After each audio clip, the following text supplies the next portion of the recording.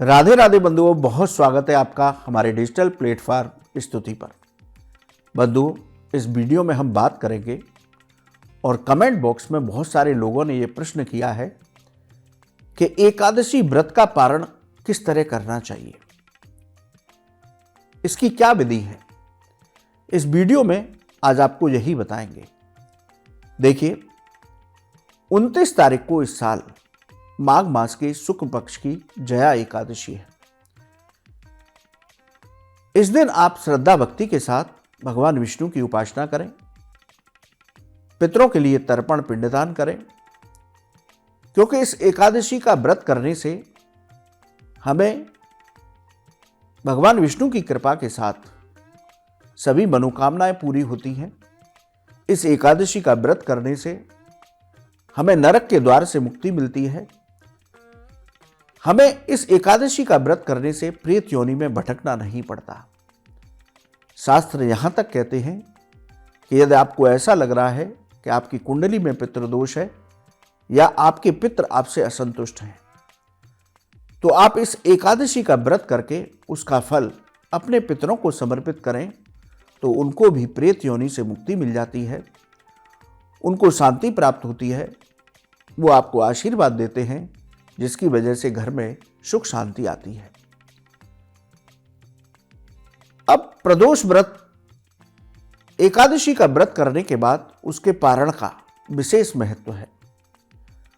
जब तक सही विधि से पारण नहीं होता, सही मुहूर्त में पारण नहीं होता, तब तक व्रत का पूर्ण फल प्राप्त नहीं होता। हम कोई भी व्रत करते हैं, उसके बाद उसका पारण अवश्य करना चाहिए।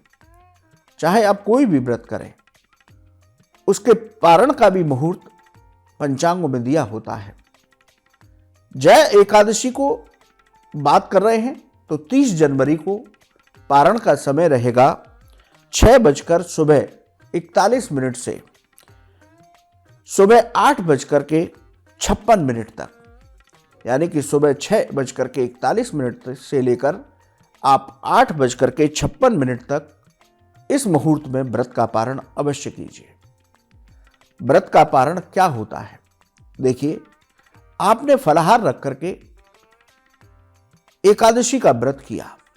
अगले दिन व्रत का जब पारण करेंगे तो सबसे पहले आप कच्चा भोजन अपनी रसोई में बनवाइए। दाल, चावल, रोटी, सब्जी, जो भी आपकी सामर्थ्य है, तो एक थाली भोजन की निकाल करके किसी ब्राह्मण के यहां भेजें।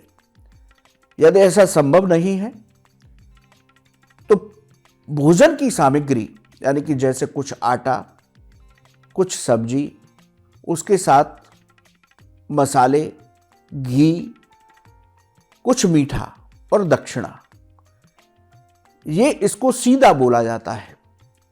इस तरह से इन वस्तुओं का दान पारण के मुहूर्त में सबसे पहले करें।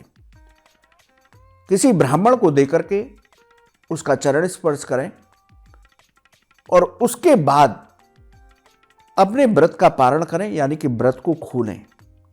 खुद भी उस प्रसाद की थाली में से, भगवान को जो प्रसाद लगाएंगे आप, उस थाली में से कुछ सबसे पहले खाएं। व्रत रखने के बाद अगले दिन सुबह किसी दूसरे की कोई वस्तु नहीं खानी चाहिए, वरना उस व्रत का फल उस व्यक्ति को चला जाता है। तो आप कोई भी व्रत रखें, उससे अगले दिन व्रत का पारण शुभ मुहूर्त में करने की कोशिश करें। और सबसे पहले जो भी कच्ची चीज, जो भी रसोई में बन रहा है, उसको किसी ब्राह्मण को दें। नहीं दे पा रहे तो खाना बनाने की सामग्री, जिसको सीधा बोला जाता है, वो ब्राह्मण को दें, उसको चरण स्पर्श करें और घर में आकर के भगवान का भोग लगा करके सबसे पहले उसमें से कुछ अवश्य खा लें। ये पारण की सही विधि है। तो आप पारण की इस विधि के साथ अपने व्रत का संकल्प पूर्ण करें, तभी व्रत का पूर्ण फल प्राप्त होता है।